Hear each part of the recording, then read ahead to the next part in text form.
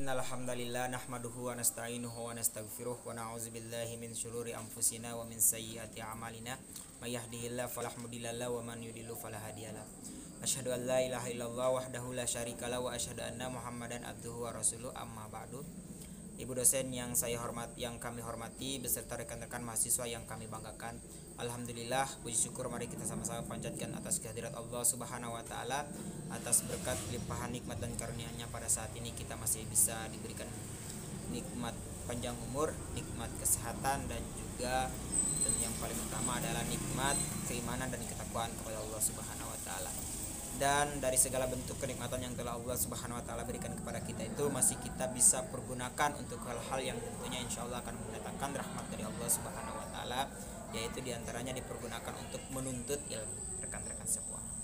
Rekan-rekan semua, saya di sini yang akan sebagai moderator yang akan memimpin presentasi pada pertemuan kita kali ini, yang dimana saya pun ditemani oleh rekan-rekan saya, yaitu ada Karmila Sari, Rifki Fauzi, ada Faizal, terus juga ada Siti Masfufah.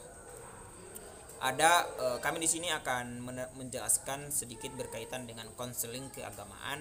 Ini merupakan salah satu tugas dari mata kuliah bimbingan konseling yang dosen pengampunya adalah Ibu Intan Nur Amelia, SPD MM. Ada beberapa poin yang akan kami jelaskan, kurang lebih ada 6 poin.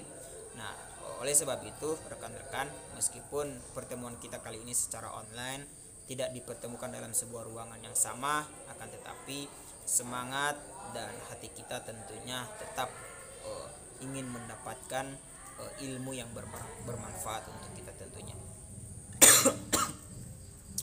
Untuk mempersingkat waktu saja, saya langsung mempersilahkan kepada rekan saya Rifki Fauzi yang akan menjelaskan atau menerangkan poin yang pertama. Saya persilahkan. Baik, bismillahirrahmanirrahim. Yang pertama, kita harus mengetahui dulu apa itu manusia. Jadi manusia itu sebagai homo religius atau homo divinalis atau makhluk bertuhan, hamba Allah yang diciptakan dengan kelengkapan-kelengkapan dasar antara lain berupa beragama, yaitu dan berbakat kepada orang tua dan kepada Maha Pencipta, contohnya ya. Dengan kata lain, dalam diri manusia telah ditanamkan benih yang disebut dengan insting agama atau insting religius atau naturaliter religionar, yang menurut Al-Quran kecenderungan ke arah beragama yang dapat dikembangkan melalui pendidikan dan bimbingan yang cukup baik. Lalu yang selanjutnya, apa itu yang dimaksud bimbingan dan konseling beragama? Yang pertama, menurut H.M. Arifin dalam bukunya Bimbingan dan Konseling, beliau menyatakan bahwa pengertian bimbingan dan konseling adalah dalam konseling agama adalah usaha pemberian bantuan kepada seseorang yang mengalami kesulitan baik lahiriah maupun batiniah yang menyangkut kehidupannya di masa kini dan di masa mendatang. Bantuan tersebut berupa pertolongan di bidang mental dan spiritual. Nah kan kita ini kan mempelajari bimbingan dan konseling. Di dalam konseling itu kan salah satunya ada diberikannya aspek mental dan spiritual gitu, agar orang yang bersangkutan mampu mengatasinya dengan kemampuan yang ada pada dirinya maupun dorongan dari kekuatan iman dan takwa kepada Tuhan. Dan adapun pengertian konseling agama yang lebih spesifik, yaitu pengertian konseling agama Islam ialah proses pemberian bantuan kepada individu agar menyadari atau kembalinya eksistensi sebagai makhluk Allah Subhanahu wa taala. Untuk apa? Yaitu untuk mencapai kebahagiaan hidup di dunia dan akhirat. Menyadari eksistensi sebagai makhluk Allah berarti menyadari bahwa dalam dirinya telah menyertakan fitrah untuk beragama Islam dan menjalankan dengan sebaik-baiknya sehingga dapat mencapai kebahagiaan dunia dan akhirat. Yang selanjutnya, adapun tujuan dan fungsi dari konseling agama, yaitu yang ke-1, untuk mengungkapkan kemampuan dasar mental spiritual dan agama dalam pribadi anak agar diaktualisasikan dan difungsionalkan menjadi tenaga pendorong atau motivator bagi peningkatan proses kegiatan belajar mengajar anak didik. Yang kedua, berusaha meletakkan kemampuan mental atau spiritual sebagai benteng pribadi anak didik dalam menghadapi tantangan dan rongrongan dari luar dirinya, baik yang berbentuk mental maupun yang berbentuk material. Poin yang ketiga, yaitu untuk berusaha menanamkan sikap dan orientasi kepada hubungan dalam 4 arah, yaitu dengan yang satu, dengan Tuhannya, yang kedua, dengan masyarakat, yang ketiga, alam sekitar, dan yang keempat, dengan dirinya sendiri, sehingga menjadi pola hidup dan bersendikan nilai-nilai agama. Jadi 4 aspek tersebut harus bisa menjadi satu lingkaran agar tersinkron antara poin-poin tersebut. Yang terakhir, berusaha mencerahkan kehidupan batin sehingga segala kesulitan yang dihadapi akan mudah diatasi dengan kemampuan mental rohaniahnya. Metode konseling agama.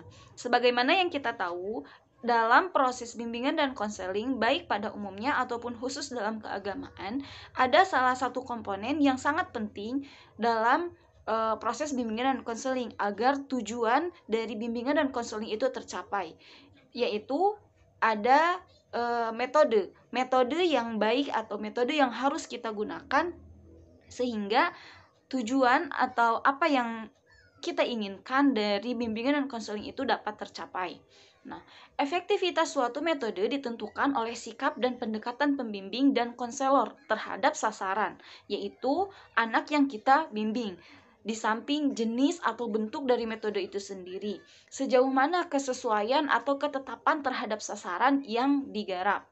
Nah, metode bimbingan dan konseling agama berfungsi sebagai penunjang kelancaran program pendidikan di sekolah yang pelaksanaannya berdasarkan atas pendekatan individual ataupun kelompok. Ada beberapa metode yang lazim digunakan dalam bimbingan dan konseling agama, di mana sasarannya adalah mereka yang berada di dalam kesulitan mental, spiritual. Jadi, mereka yang berada di dalam kesulitan mental spiritual yang disebabkan oleh faktor-faktor kewajiban dari dalam dirinya sendiri, seperti tekanan batin, gangguan perasaan, tidak mampu mengadakan konsentrasi pikiran, dan gangguan batin lainnya yang memerlukan pertolongan.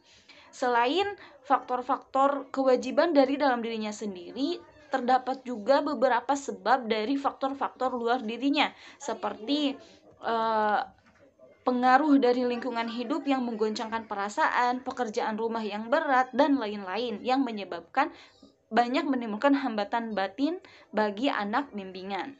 Untuk mengungkapkan segala sesuatu yang menjadi sebab kemunduran prestasi belajar, maka anak bimbing perlu didekati melalui metode-metode yang tepat.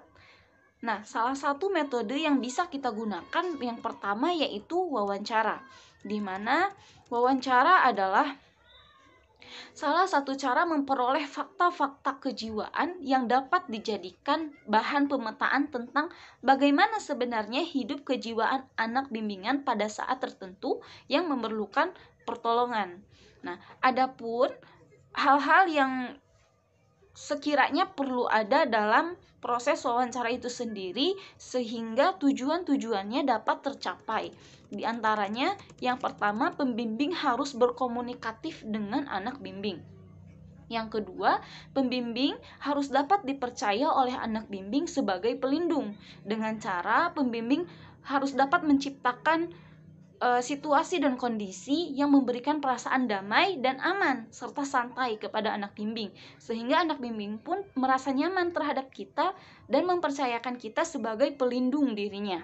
Dan selanjutnya, pembimbing harus dapat memberikan pertanyaan-pertanyaan yang tidak menyinggung perasaan anak bimbing, di mana seperti yang kita tahu bahwa tujuan dari bimbingan dan konseling itu untuk membantu anak tersebut keluar atau mengatasi masalah yang ada di dalam dirinya, sehingga pertanyaan-pertanyaan yang diberikan ketika wawancara pun itu jangan sampai menyinggung, karena ditakutkan dengan pertanyaan-pertanyaan yang tidak tepat maka akan menambah masalah-masalah yang dihadapi atau masalah yang ada pada diri anak tersebut, bukannya malah menolong tetapi malah menambah masalah. Nah, selanjutnya pembimbing juga harus menunjukkan itikat baiknya dalam menolong anak bimbing mengatasi kesulitannya. Dan yang terakhir, masalah-masalah yang ditanyakan oleh pembimbing pun harus to the point. Jadi jangan bertele-tele. Untuk memberikan pertanyaan-pertanyaan itu tadi ada 2 poin. Yang pertama, jangan sampai menyinggung, dan yang kedua yaitu harus to the point.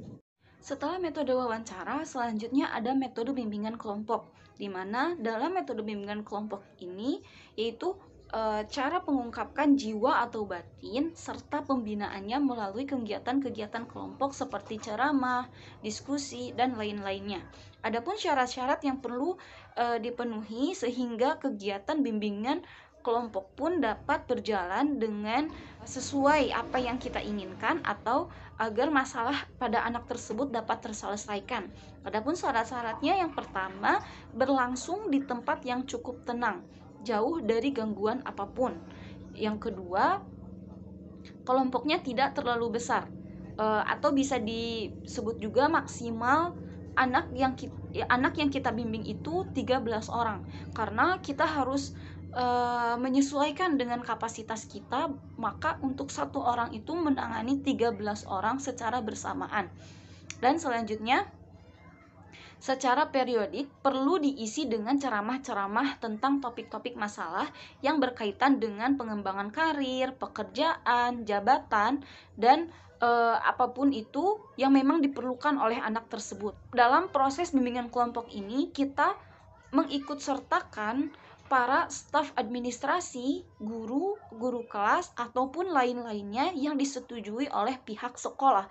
Atau selain itu bisa juga dikatakan kita mengikut sertakan orang lain seperti guru atau guru kelasnya yang memang mengenal anak tersebut bagaimana kehidupannya dalam kelas. Jadi kita meminta informasi lebih lanjut kepada anak tersebut dalam proses bimbingan kelompok ini.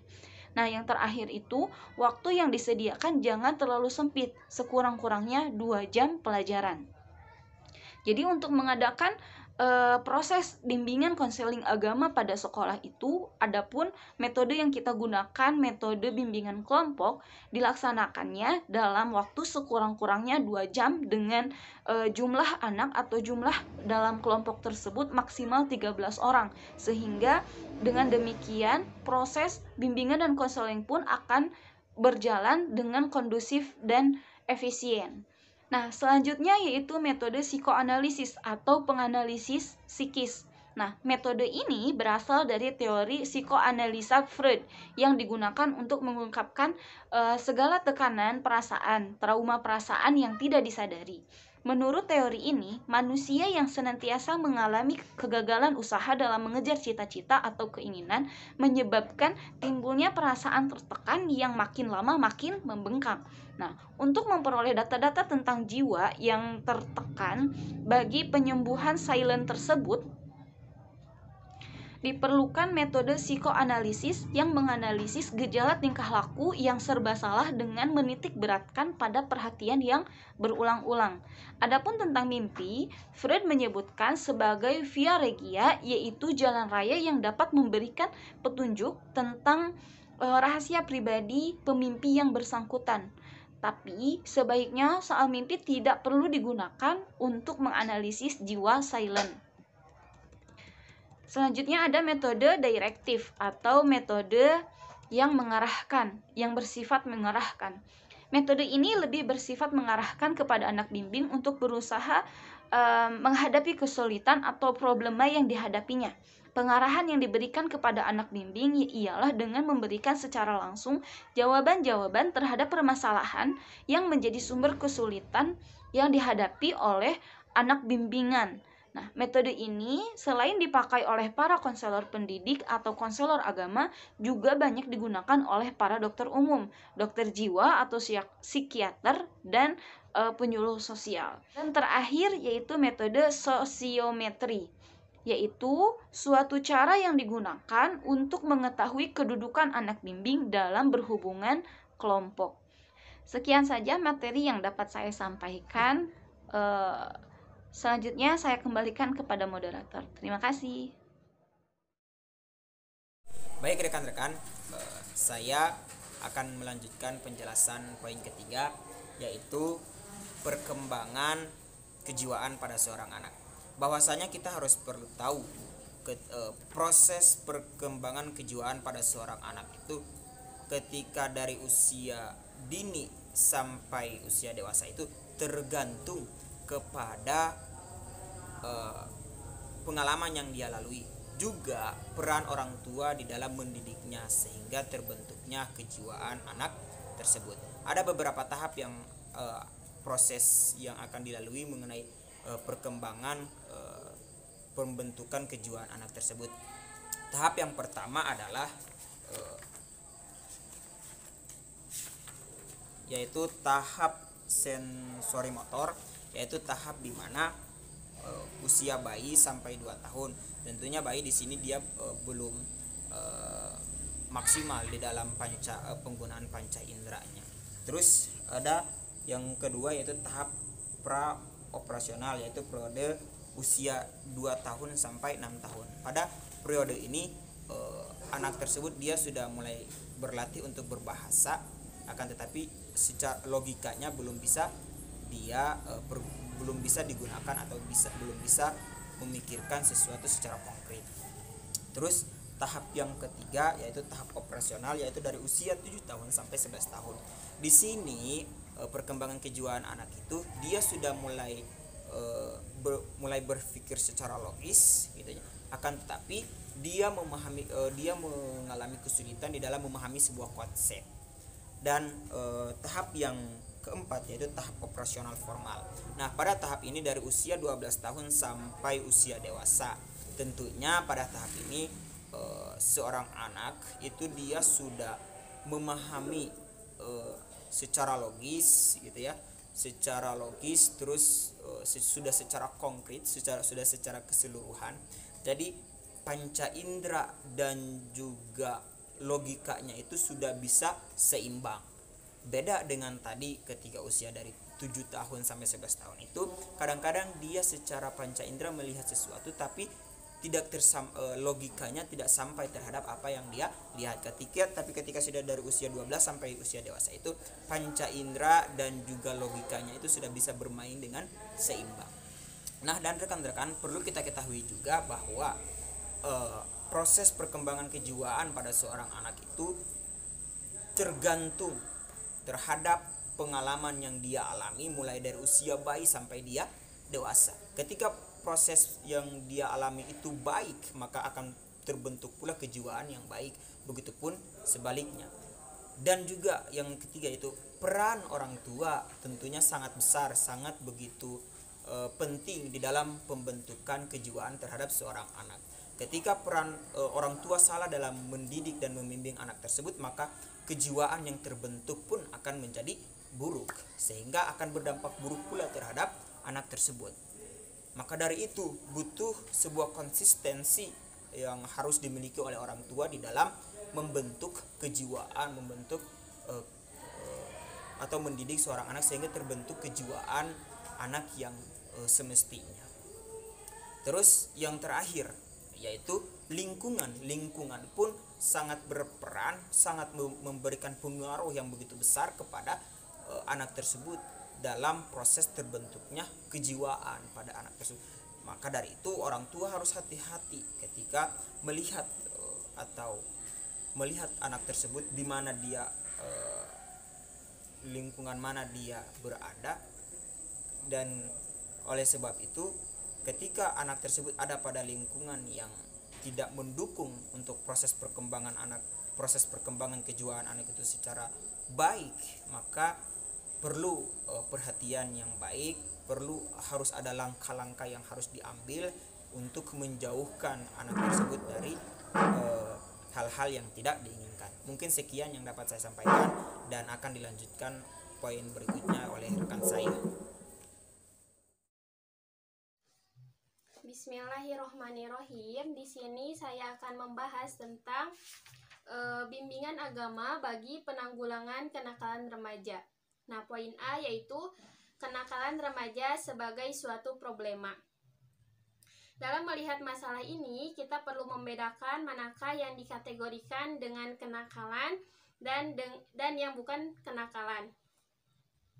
Adapun kenakalan remaja adalah tingkah laku atau perbuatan yang berlawanan dengan hukum-hukum yang berlaku, yang dilakukan oleh anak-anak dari antara umur 10 tahun sampai umur 18 tahun. Nah, adapun perbuatan yang dilakukan oleh anak-anak di bawah umur 10 tahun atau di atas 18 tahun, maka dengan sendirinya tidak dikategorikan dengan apa yang disebut kenakalan. Nah, adapun tingkah laku anak remaja yang dipandang kenakalan karena yang pertama, mengganggu tertib sosial dan hukum. Terus yang kedua, merugikan perkembangan generasi itu sendiri. Dan yang ketiga, mengganggu jalannya perkembangan sosial, pedagogis, ekonomi, kebudayaan, dan sebagainya. Nah, terus poin B yaitu faktor-faktor yang mengakibatkan kenakalan remaja. Ada dua faktor, yaitu yang pertama faktor lingkungan dan yang kedua faktor kepribadian. Faktor lingkungan diantaranya keadaan ekonomi masyarakat, terus keretakan hidup keluarga, pola dalam mengasuh anak, dan pengaruh teman sebaya, dan yang lainnya. Terus yang kedua faktor kepribadian. Faktor kepribadian diantaranya penyakit saraf atau bawaan, terus dorongan nafsu dan keinginan, terus penilaian yang tidak tepat kepada diri sendiri dan orang lain atau buta moral, dan yang terakhir pandangan terhadap diri sendiri yang negatif. Nah, dalam hubungannya dengan kenakalan remaja yang telah saya sebutkan tadi, maka pendidik agama sebagai konselor di samping perlu memahami berbagai faktor penyebabnya, perlu juga mengambil langkah-langkah preventif atau pencegahan dan kuratif atau mengobati yang meliputi prinsip-prinsip sebagai berikut. Yang pertama, di lingkungan sekolah hendaknya bekerja sama dengan guru bidang lain atau guru di bidang lain. Terus yang kedua, berusaha membina kerjasama dengan biro konsultasi remaja yang ada dan pejabat peradilan anak atau kepolisian bidang pengawasan anak. Terus selanjutnya, bila mana terjadi kenakalan di dalam lingkungan tanggung jawabnya, maka berusahalah melakukan pendekatan kepada remaja yang bersangkutan. Terus hendaknya mempolakan rencana program pencegahan di lingkungan sekolah dengan kegiatan diskusi. Dan ada juga berusaha membina hubungan kerjasama dengan orang tua murid dengan sebaik-baiknya. Dan yang terakhir, dalam rangka pencegahan hendaknya konselor agama berusaha mengisi acara konseling di pusat-pusat kegiatan remaja. Misalnya, Karang Taruna dalam organisasi remaja lainnya. Nah, akan tetapi yang penting perlu diingat konselor agama senantiasa menanamkan pengertian kepada remaja bahwa kaum remaja pun dapat beriman yang teguh dan beragama yang taat, sebagaimana dilukiskan oleh Allah dalam firman-Nya tentang pemuda Al-Kahfi, yaitu dalam Quran surat Al-Kahfi ayat 13 yang artinya, sesungguhnya mereka adalah kaum remaja yang teguh beriman dan aku tambah kepada mereka petunjuk. Nah, guru agama sangat berperan dalam membentuk kepribadian dan mengubah tingkah laku peserta didik ke arah yang lebih baik dan sesuai tuntunan Islami. Jadi sebenarnya pemahaman tentang bimbingan dan konseling sangatlah sederhana, juga merupakan fitrah manusia untuk selalu menasihati sesama manusia guna kemaslahatan umum. Nah, mungkin itu saja yang dapat saya sampaikan. Wassalamualaikum warahmatullahi wabarakatuh. Bismillahirrahmanirrahim. Assalamualaikum warahmatullahi wabarakatuh. Saya di sini akan menjelaskan tentang peranan agama dalam bimbingan dan konseling. Agama dalam kehidupan individu merupakan suatu kebutuhan yang fitri bagi setiap manusia. Allah menciptakan manusia serta meniupkan ruhnya sebagai iman kita kepada Allah yang merupakan sumber kebahagiaan kita, ketentraman dan keamanan kita. Bahkan sebaliknya, apabila iman kepada Allah tidak ada pada diri kita, maka itu menjadi sumber kegalauan kita, kegelisahan kita, serta kesengsaraan kita, baik di dunia maupun di akhirat. Menurut Hasan al-Banna, seorang pembaharu dakwah dan seorang pendiri Ikhwanul Muslimin di Mesir, beliau mengatakan bahwasanya agama itu merupakan alat yang pas untuk terapi psikologi, karena agama dapat membantu menajamkan hati nurani kita dan dapat membantu menghidupkan perasaan kita. Beliau juga mengatakan bahwasanya agama berfungsi sebagai polisi yang senantiasa mengawasi kita, melindungi kita, menemani kita setiap saat. Agama secara konsisten mendorong jiwa kita kepada kebaikan dan menolak kepada kekejian. Karena iman dapat membuat hidup kita lebih tentram. Oleh karena itu, terus perkuatkanlah iman kita kepada Allah Subhanahu wa Ta'ala. Dalam pelayanan bimbingan dan konseling ini, unsur-unsur agama tidak boleh diabaikan, justru harus dimanfaatkan sebesar-besarnya. Dengan demikian, peranan agama dalam bimbingan dan konseling ini itu ada dua.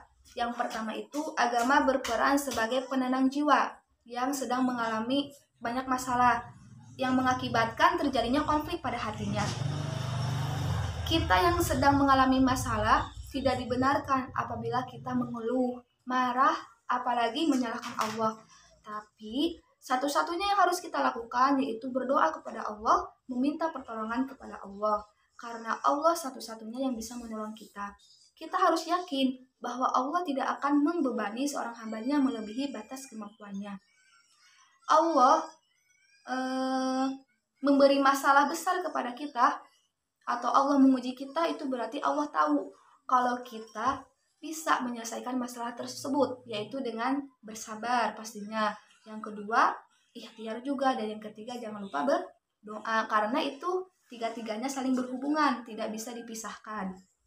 Kemudian yang kedua, agama berperan sebagai motivator yang menciptakan sikap dan tingkah laku yang sesuai dengan tuntunan agama, yang sesuai dengan nilai-nilai agama, yang sesuai dengan ajaran agama kita. Contohnya, agama Islam mengajarkan kita untuk taat kepada Allah, untuk takwa, menjalankan perintah Allah dan menjauhi segala larangannya. Insya Allah ketika kita berfastabiqul khairat di dunia ini, berlomba-lomba dalam kebaikan, taat kepada Allah, menjalankan sunnah Rasul, insya Allah kita akan mendapatkan kebahagiaan dunia dan akhirat.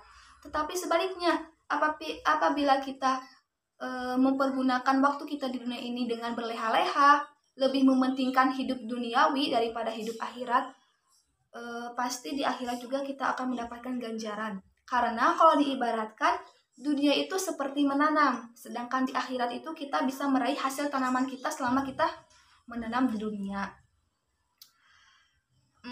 Kemudian landasan agama dalam layanan bimbingan dan konseling ini juga sangat penting. Oleh karena itu, di sini ada 3 hal pokok yang menjadi landasan agama. Yang pertama, manusia merupakan makhluk Allah. Ya, kita tentu tahu bahwa kita itu ciptaan Allah, bahwa alam semesta ini ciptaan Allah. Oleh karena itu, kita harus yakin bahwa yang menciptakan kita itu Allah Subhanahu wa Ta'ala, jangan sampai menyimpang. Yang kedua itu sikap berkeagamaan, yaitu sikap yang senantiasa sesuai dengan tuntunan agama kita sendiri, sesuai dengan ajaran agama kita sendiri. Kemudian yang ketiga, peranan agama. Nah, di sini peranan agama itu memiliki fungsi. Yang pertama itu memelihara agama atau din. Kita sebagai umat muslim harus memelihara agama kita, harus menjaga rukun Islam, yaitu syahadat, sholat, puasa, zakat, dan naik haji. Kemudian yang kedua, memelihara jiwa. Ya, kita tentu harus bisa memelihara diri kita sendiri dan orang lain. Jangan sampai kita sesama umat muslim saling bertengkar, saling menyakiti, saling membunuh, bahkan saling menghina ya. Tidak boleh itu. Karena agama Islam mengajarkan kita untuk saling menyayangi, menghormati, saling membantu, dan lain-lain. Kemudian yang ketiga, memelihara akal. Kita sebagai umat muslim harus memelihara akal kita sebaik mungkin, harus mempergunakan akal kita sebaik mungkin. Oleh karena itu, dalam Islam memerintahkan kita untuk menuntut ilmu, untuk mencari pengetahuan. Itu supaya bisa menjadi bekal kita di akhirat kelak. Terus yang keempat juga memelihara keturunan. Pasti kita harus memelihara keturunan kita sendiri, apalagi yang senasab. Oleh karena itu Islam mengharamkan kita dalam melakukan perzinahan. Karena kebanyakan orang yang melakukan perzinahan terus hamil di luar nikah itu pasti akan melakukan hal-hal yang tidak seharusnya. Contohnya menggugurkan kandungan. Terus yang kedua, apabila anak itu udah lahir malah dibuang atau tidak mendapat kasih sayang. Nah, seperti itu. Sekian dari saya. Mohon maaf apabila banyak kesalahan. Wassalamualaikum warahmatullahi wabarakatuh. Bismillahirrahmanirrahim. Saya Faizal Farid Aziz akan menjelaskan poin selanjutnya, yaitu tentang peran pendidikan guru agama Islam sebagai konselor. Bimbingan konseling sangat mempengaruhi keberhasilan suatu proses dalam pembelajaran, sebab bimbingan konseling dapat mempengaruhi jalannya proses pembelajaran, karena itu merupakan tugas dan tanggung jawab utama guru dalam melaksanakan kegiatan pembelajaran siswa. Kendati demikian, ini bukan berarti guru lepas sama sekali dalam kegiatan bimbingan dan konseling. Peran dan kontribusi guru ini merupakan kepentingan yang paling penting agar suatu bimbingan konseling dapat jadi efektif maupun efisien di dalam sekolah. Sekolah tidak hanya berfungsi memberikan pengetahuan dalam kegiatan pembelajaran, tapi juga mengembangkan seluruh kepribadian seorang siswa. Guru juga harus mengetahui lebih dari sekedar masalah bagaimana belajar yang efektif. Guru juga harus dapat membantu siswanya dalam mengembangkan seluruh aspek kepribadiannya dan lingkungannya sepanjang itu memungkinkan secara profesional. Tugas dan tanggung jawab guru sebagaimana yang tersebut di atas diemban juga atau dipikul juga oleh guru pendidikan agama Islam. Lebih dari sekedar bimbingan belajar, guru pendidikan agama Islam dapat memberikan bimbingan akhlak dan moral serta keimanan kepada siswanya. Oleh karena itu, fungsi bimbingan dan konseling pada guru pendidikan agama Islam jauh lebih berat dibandingkan dengan guru mata pelajaran lain karena mengangkut akhlak dan moralitas. Dalam hal ini pun guru dapat bertindak sebagai konselor bagi siswanya, terutama guru pendidikan agama Islam. Jadi, guru pendidikan agama Islam ini memiliki peranan dan fungsi yang cukup fundamental di dalam bimbingan dan konseling agar terciptanya suatu kepribadian siswa agar dapat menjadi lebih baik serta agar terhindar dari masalah-masalah yang berkembang dalam siswa. Contohnya seperti kenakalan remaja atau kenakalan yang bisa diantisipasi agar dapat nanti siswa menjadi lebih baik lagi. Dalam hal ini ada beberapa rincian dan peran dan tanggung jawab bagi guru mata pelajaran dalam bimbingan dan konseling, termasuk guru dalam pendidikan agama Islam. Yang pertama ialah membantu memasyarakatkan pelayanan bimbingan dan konseling kepada siswa. Jadi di sini peran guru harus dapat memasyarakatkan pelayanan bimbingan dan konseling kepada siswa. Jadi agar familiar gitu tentang bimbingan konseling. Jadi kita akan mengingatkan bahwa pelayanan dan bimbingan konseling itu adalah suatu hal yang penting kepada para siswa. Yang kedua ialah membantu guru pembimbing atau konselor untuk mengidentifikasi yang memerlukan layanan bimbingan dan konseling. Jadi di sini guru juga dapat mengidentifikasi siswa yang memang harus membutuhkan layanan bimbingan dan konseling seperti itu. Yang ketiga yaitu mengalihtangankan siswa yang memerlukan pelayanan bimbingan dan konseling kepada guru pembimbing dan konselor. Jadi setelah kita mengidentifikasi, kita harus segera membawa siswa yang memang membutuhkan pelayanan konselor atau konseling kepada si guru konselornya gitu. Jadi harus segera gitu. Setelah kita mengidentifikasi masalahnya apa, lalu permasalahannya apa yang terjadi terhadap siswa, maka segeralah si siswa ini diantarkan kepada guru konselornya seperti itu. Yang keempat ialah menerima siswa alih tangan dari guru pembimbing konselor. Jadi setelah terjadinya layanan bimbingan konseling, seorang guru harus mampu menerima siswa yang sudah diberikan konseling itu. Yang kelima ialah membantu mengembangkan suasana kelas, hubungan guru siswa dan hubungan antar siswa yang menunjang pelaksanaan pelayanan bimbingan dan konseling. Jadi kita harus dapat mengatur suasana kelas agar terciptanya ketika pelayanan bimbingan konseling itu agar lancar seperti itu. Yang keenam ialah memberikan kesempatan dan kemudahan kepada siswa yang memerlukan layanan bimbingan konseling. Jadi kita sebagai guru harus dapat memudahkan akses kepada siswa yang membutuhkan layanan konseling. Jadi kita tidak boleh istilahnya itu kayak menahan atau acuh gitu terhadap siswa yang memang membutuhkan bimbingan konseling. Sebaiknya kita harus mengidentifikasi dulu gitu terhadap si siswa itu tentang permasalahan apa, dan kita tidak boleh acuh gitu terhadap permasalahan siswa yang dialaminya. Jadi guru itu harus mengerti itu. Yang ketujuh ialah berpartisipasi dalam kegiatan penanganan masalah siswa. Jadi kita sebagai guru, terutama guru pendidikan agama Islam, kita harus berpartisipasi dalam kegiatan penanganan masalah siswa agar nanti kita dapat tahu gitu tentang masalah-masalah siswa apa saja sih, terutama dalam hal pembelajaran gitu. Jadi agar dapat mengidentifikasi tentang masalah terutama dalam pembelajaran, sehingga kita dapat mengubah atau merencanakan pembelajaran yang lebih efektif dan efisien lagi.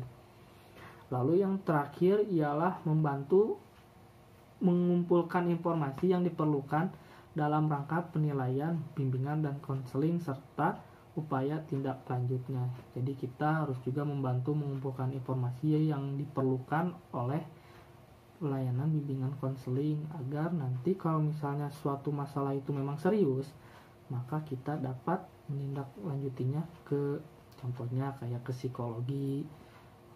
Contohnya kayak psikologi gitu agar dapat mendapatkan suatu konseling yang lebih dalam lagi seperti itu. Jadi kesimpulannya, peran guru agama pendidikan Islam sangat penting dalam mengembangkan bimbingan dan konseling, terutama dalam mengajarkan akhlak serta moral sesuai dengan ajaran Al-Quran dan As-Sunnah. Jadi kita sebagai guru pendidikan agama Islam bukan hanya saja mengajarkan pelajaran tentang Islam, tetapi kita juga harus dapat membantu siswa kita agar dapat memecahkan masalahnya, terutama dalam masalah pembelajaran ataupun masalah pribadinya, sehingga kita dapat membantu dan dapat serta-merta dapat melayani bimbingan konseling seperti itu. Apabila kalau misalnya siswa ini memiliki masalah, kita sebagai guru pendidikan agama Islam juga harus dapat mengerti akan masalah itu, lalu kita dapat mengantarkan siswa itu kepada konselor ataupun pada guru pembimbing konseling seperti itu. Baik rekan-rekan semua, sekiranya mungkin itu saja yang dapat kami sampaikan. Semoga apa yang tadi kami sampaikan itu bisa menjadikan sesuatu hal yang bermanfaat untuk kita semua, khususnya bagi kami pribadi, serta kami mengucapkan mohon maaf apabila apa yang tadi kami sampaikan tadi terdapat banyak kekurangan, baik itu dari segi penyampaiannya maupun dari segi bahasa mungkin yang kurang enak didengar.